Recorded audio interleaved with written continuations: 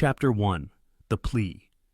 The opulent yet sterile office of the mayor of New York City felt as if it were shrinking around Eric Adams, the walls closing in like the tightening noose of a political scandal, the weight of the accusations pressed down on him, made heavier by the relentless media onslaught that had turned his once promising tenure into a public spectacle. Corruption, misconduct, embezzlement, words that felt foreign, almost surreal, and yet they were everywhere, plastered across front pages, looping endlessly on cable news, dissected in feverish social media debates. He had spent years crafting his image as a law and order mayor, a man of the people, a former cop who understood the streets, the system, and how to balance both. But now, he was the accused, caught in a whirlwind of federal investigations, subpoenas, and whispers of backroom deals gone wrong. Seated at his mahogany desk, Adams stared at the phone, hesitating. The name on his screen sent a fresh wave of unease through him, but also something else, a flicker of hope. If anyone knew how to handle a witch hunt, how to fight back when the entire system was weaponized against you, it was Donald J. Trump.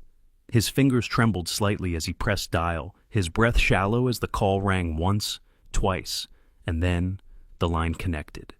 "Mr. President," Adams began, his voice raspy, raw from days of stress, from sleepless nights spent fending off reporters, advisors quitting, legal teams scrambling to contain the fallout. He forced himself to steady his voice, to sound in control, even though he wasn't.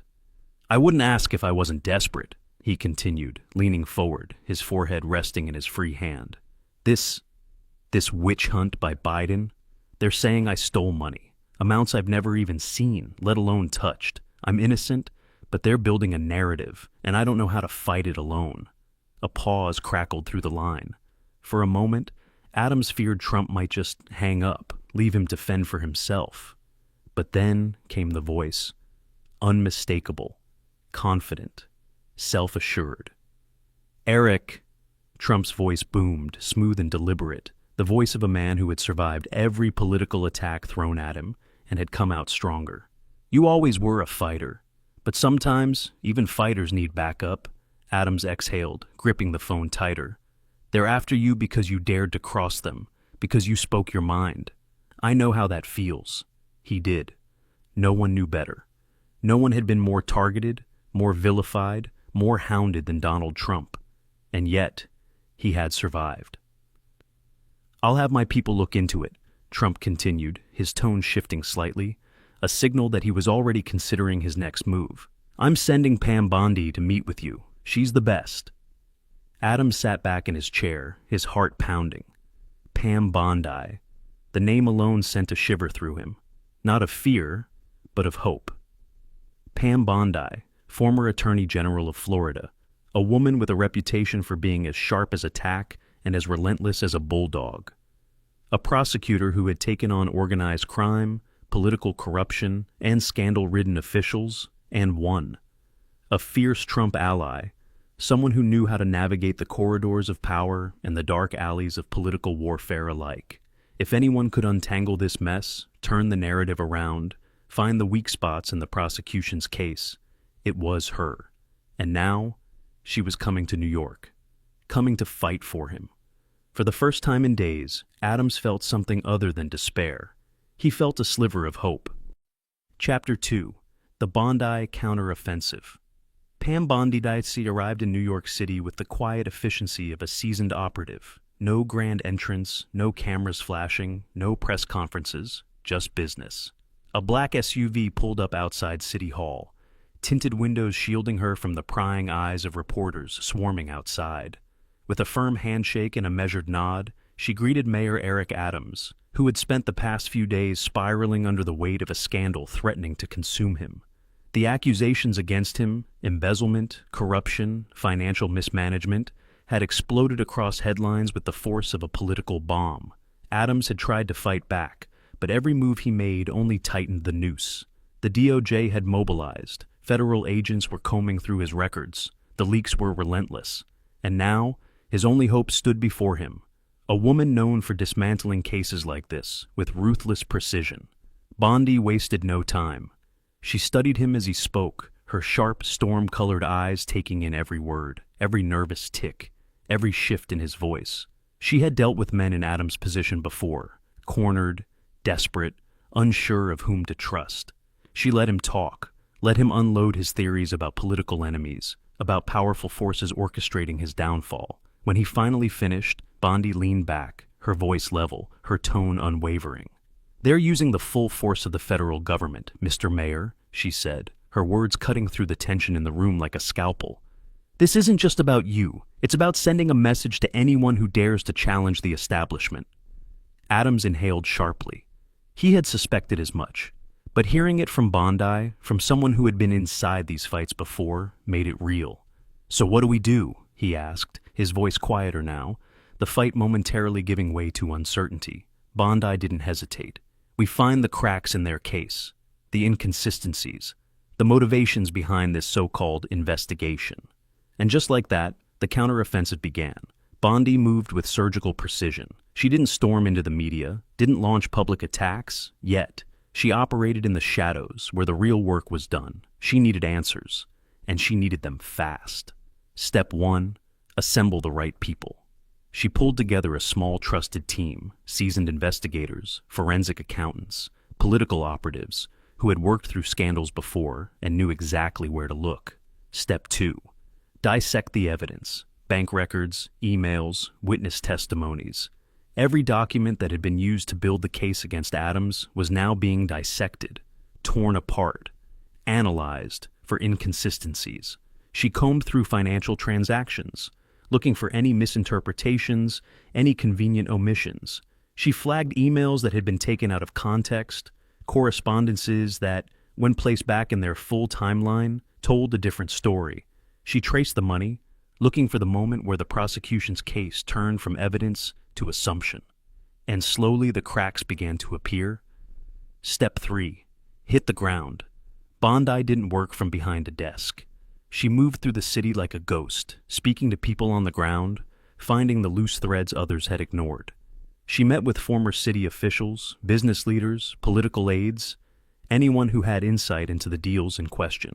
She tracked down lower-level staffers who had been pushed out of their jobs, people with no allegiance to the administration, but who knew the inner workings of how the city's finances had been handled. She spoke to defense attorneys who had tangled with the same prosecutors going after Adams, looking for patterns, for political motivations that stretched beyond this single case. And then she found it. The first real crack in the case, a witness. A former city official who had been pressured to change his testimony. A key email that had been deliberately misinterpreted. A financial report that, when analyzed correctly, showed no criminal wrongdoing, but had been framed as a smoking gun. It was weak, but it was enough to begin dismantling the prosecution's case. Bondi knew she needed more, but now she had momentum. And momentum, in politics, was everything. With the first cracks exposed, Bondi turned to Adams. "This is what we do next," she said, laying out the strategy. "First, control the media narrative. No more defensive statements, no more reacting.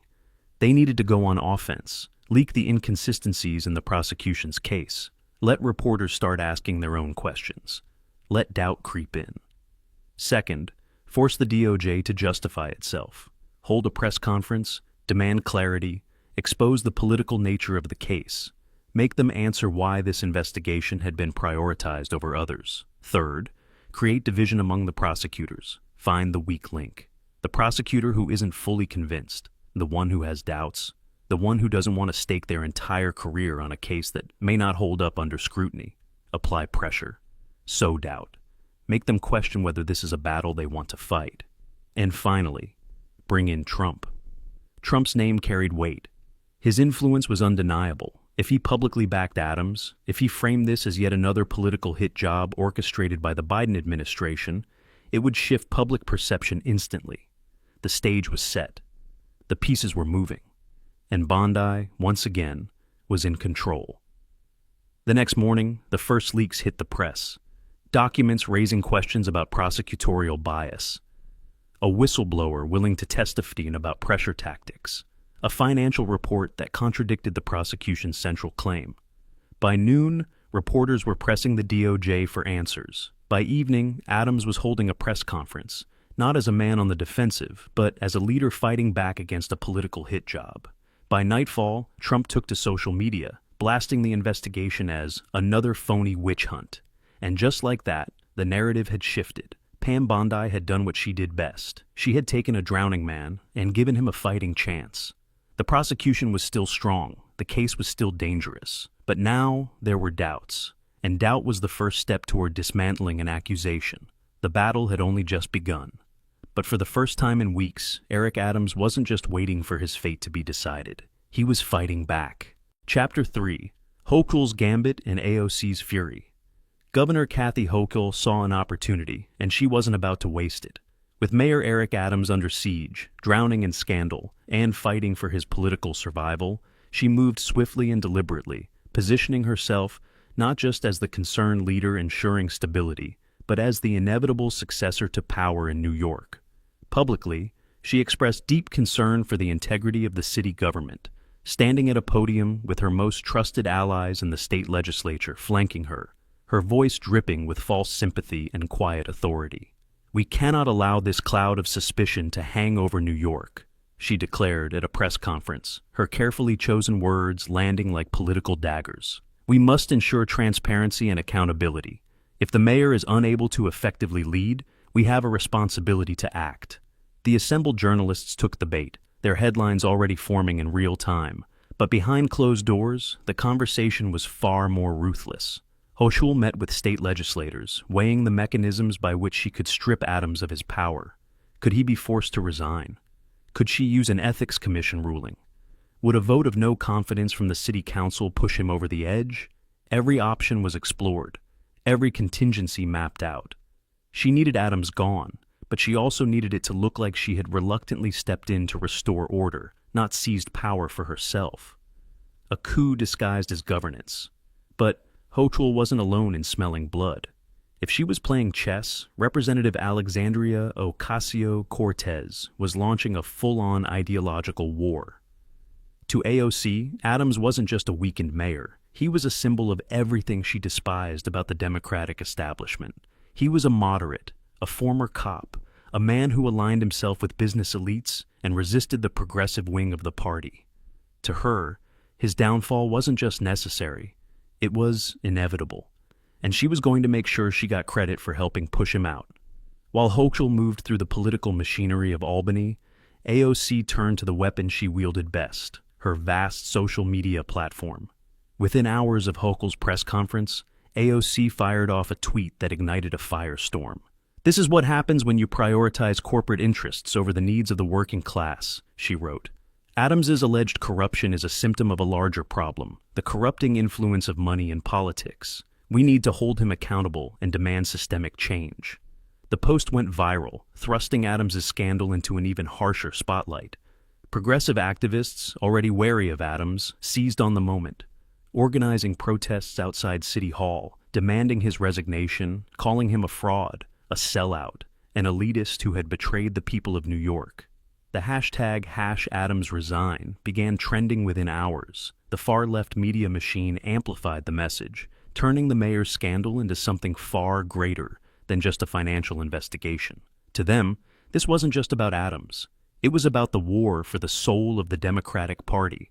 While Hochul and AOC each pursued their own forms of attack, Adams was caught in the crossfire, desperately trying to fend off the Department of Justice, the relentless media scrutiny, and the knives of his own party.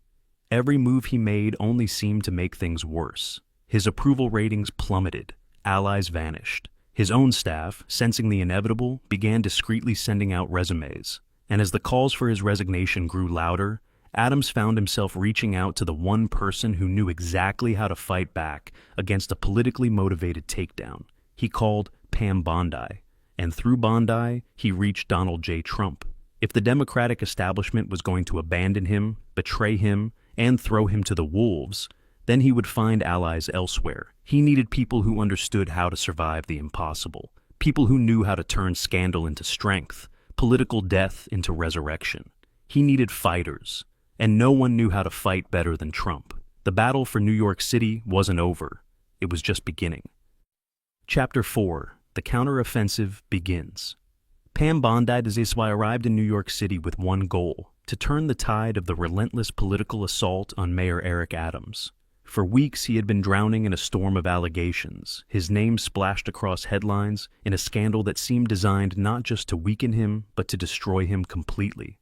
The Department of Justice, armed with financial records, a key witness, and an aggressive media campaign, had painted Adams as the embodiment of corrupt city politics, a man who had allegedly siphoned taxpayer funds for personal gain. But Bondi was no stranger to political warfare. She had dismantled cases before, picked apart prosecutorial arguments with ruthless efficiency, and turned the accused into the accuser. She knew exactly where to look, and as she dug deeper, the cracks in the case began to show. The first flaw was in the prosecution's key witness, a disgruntled former city official who had once worked under Adams but had been forced out under controversial circumstances. To the media, he was a courageous whistleblower. To Bondi's investigators, he was something else entirely.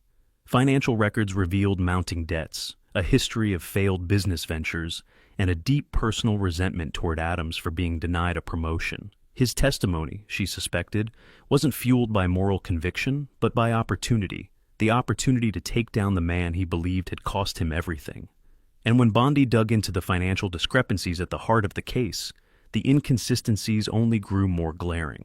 The forensic accounting, which had allegedly uncovered millions in stolen funds, was riddled with flawed assumptions, cherry-picked data, and politically motivated conclusions.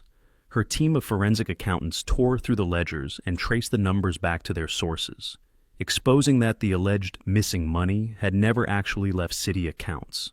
It had simply been misclassified, reinterpreted to fit a predetermined narrative. The case wasn't built on hard evidence, it was built on optics. But then she found something even bigger: the real smoking gun. This wasn't just a politically convenient prosecution, it was a coordinated hit job. Through leaked internal memos, confidential meetings, and carefully sourced emails, Bondi uncovered evidence that high-ranking officials within the Biden administration had actively coordinated with the DOJ to target Adams. Why? Because he had crossed them. He had spoken out against the administration's immigration policies, openly criticizing Biden's handling of the migrant crisis in New York, and positioned himself as an independent force within the Democratic Party. In Washington, where loyalty was currency, Adams had spent too much time challenging the establishment, and now he was paying the price. The DOJ wasn't just investigating him, they were setting him up, and Bondi now had the evidence to prove it. With this information in hand, the strategy shifted. Bondi and Adams were no longer just fighting to clear his name, they were going on the attack. The press conference that followed was unlike anything the media had expected. They thought Adams would be making a last-ditch plea, a desperate attempt to salvage his crumbling career.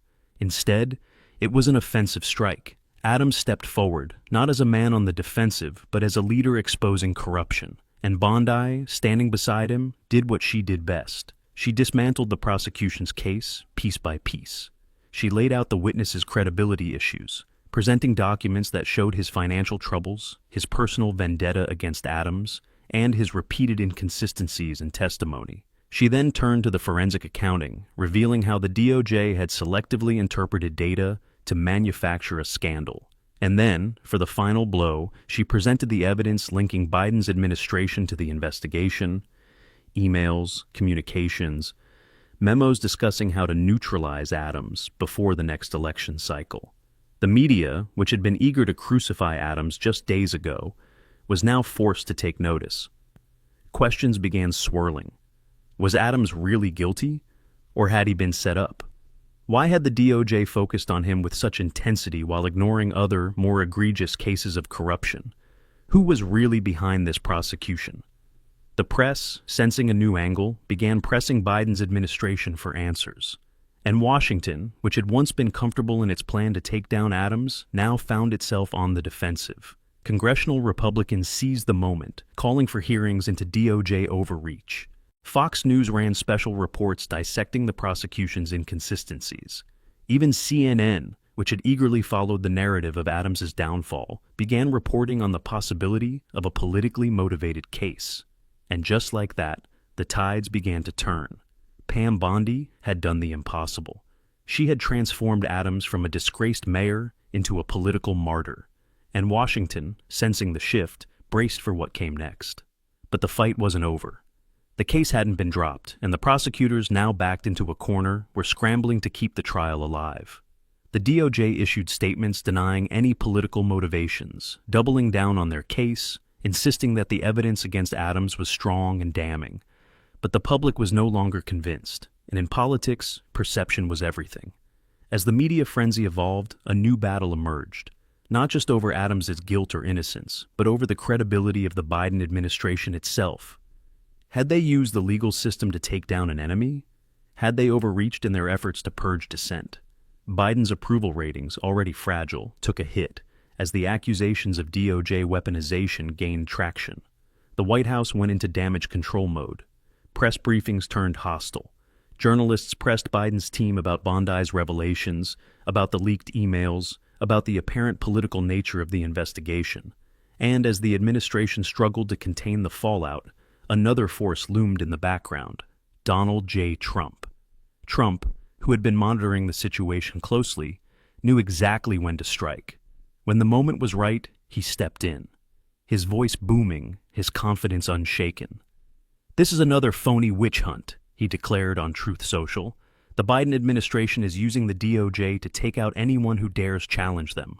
Eric Adams is just the beginning. Who's next?" The message resonated. The base rallied. The headlines shifted. And the White House, reeling, found itself playing defense. Bondi had turned the case against Adams into something far greater, an indictment of Washington itself. And just like that, Adams wasn't just fighting for his career. He was fighting against an entire system. And for the first time in weeks, he had a real shot at winning. Chapter 5. The Fall of the Case, the Rise of the Victors. Faced with mounting public skepticism and the rapid unraveling of the case against Eric Adams, Governor Kathy Hochul found herself in an impossible position. What had once seemed like a politically advantageous maneuver, a chance to consolidate power and position herself as the stabilizing force in New York, had now become a public relations disaster. The narrative had shifted. What began as a textbook corruption case had evolved into a national controversy, with allegations of DOJ overreach and political weaponization drowning out the initial accusations against Adams. The media, which had once been eager to bury him, now questioned why the case had unraveled so spectacularly and who inside the Biden administration had worked with the DOJ to bring it forward in the first place. Congressional Republicans, seeing an opportunity, had opened hearings into potential prosecutorial misconduct, summoning Justice Department officials, FBI agents, and White House staffers to testify. Hochul saw the writing on the wall. Continuing to push for Adams's removal was no longer politically tenable. The scandal, once a tool for political leverage, was now a liability, and so she backed down. In a carefully worded press conference, Hochul attempted to retreat without appearing weak. She stood before the cameras, flanked by state legislators, and projected an air of controlled authority, but her words told a different story. "I have always stood for integrity and transparency in government," she said. Her voice carefully measured, her tone designed to project concern rather than surrender. "It is clear that we must allow due process to take its course, ensuring that the people of New York have full confidence in their leaders. As such, I support a fair and impartial investigation, and will not pursue further action against Mayor Adams at this time." The message was clear. Hochul had been forced to retreat, but she needed to make it look like a principled decision, not a loss. The media didn't buy it. They knew she had lost. And more importantly, so did Adams. With Hochul's retreat, the case against Adams had lost its most powerful political backer. And with that, the DOJ's case collapsed. Under intense scrutiny, facing relentless congressional oversight and a flood of damaging leaks, the Department of Justice had no choice. The charges against Eric Adams were dropped, and just like that, what had once been seen as the mayor's downfall became his ultimate exoneration. For Adams, it was more than just survival. It was vindication. He had been dragged through the mud, accused of crimes he never committed, and abandoned by his own party. But now, he stood stronger than ever, and he wasn't about to let the moment slip away. He stepped before a massive crowd outside City Hall. Thousands gathered, not just as supporters, but as a movement. a testament to the political machine that had failed to take him down. And beside him, the woman who had made his comeback possible, Pam Bondi. Bondi had done what no one thought possible. She had taken a case that seemed ironclad, a prosecution that had been meticulously constructed, and she had ripped it apart, piece by piece. She had dismantled the DOJ's star witness, exposed the financial discrepancies in the forensic accounting, and, most damning of all, she had uncovered the White House's direct involvement in targeting Adams. She had turned a criminal defendant into a political martyr, and she had exposed the Biden administration's corruption in the process. As the cameras rolled, Adams spoke with gratitude, conviction, and renewed strength. "This has been a long and difficult ordeal," he began, pausing as the crowd erupted into cheers, waving American flags, chanting his name. "But thanks to the tireless work of Pam Bondi and the unwavering support of President Trump, the truth has prevailed. Justice has been restored." The audience roared. Adams, once teetering on the edge of political extinction, was now standing before a crowd that hailed him as a survivor. Bondi, ever the tactician, stood at his side, arms crossed, her expression one of quiet satisfaction. She had done what she came to do, and the world was watching. But someone else was watching too. Donald J. Trump, the mastermind, the kingmaker, the man who had orchestrated the greatest counterattack in modern political history. He had watched as his enemies overplayed their hand, as they turned the legal system into a political weapon, as they tried to destroy a man who had dared to question them. And then, when the moment was right, he had stepped in. He had flipped the script, he had turned the tables, and he had left his enemies scrambling. Now, Eric Adams, once a loyal Democrat, once a rising star in the party, stood on that stage thanking Trump for saving him. The message was clear. Trump wasn't just a political figure anymore, he was a movement, a force, a man who exposed the truth when no one else dared to. And as the camera zoomed in on Adams and Bondi, standing victorious, the message was unmistakable. Trump had won, again. But the war wasn't over. The Democrats, humiliated and exposed, weren't going to let this stand. The DOJ, though defeated in this case, wasn't about to abandon its efforts to take Trump and his allies down, and the Biden administration, still reeling from the scandal, had no choice but to fight back. But Adams, he had survived.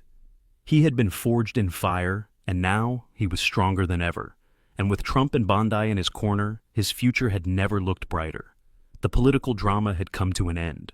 But the war for America's future had only just begun.